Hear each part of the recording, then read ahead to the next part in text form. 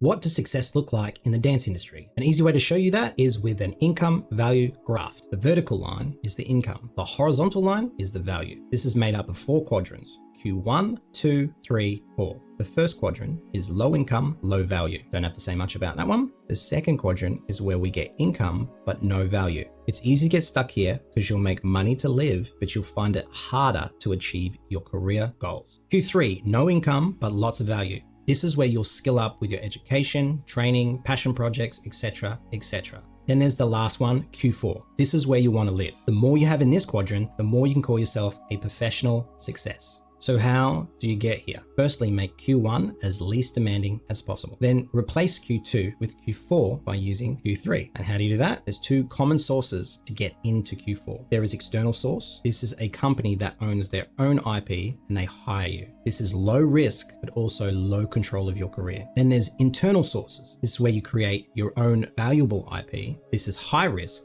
but has more control of your career. Most dancers that desire to be in Q4 are in a balancing act with Q2 and Q3. They typically try external sources, they don't get lucky, and then they're forced to be in Q2. Be careful that you're not just using external sources, as you will limit the control you have of your career. There are unlimited ways to get into Q4 if you use a combination of external sources and internal sources. So to be clear, breaking through the barriers of Q4 is the key to being successful in the dance industry. This Q4 barrier is where I work. This is where I feel that I add the most value. So if you have any questions or you're serious about the dance industry, hit me up and I'll help you out.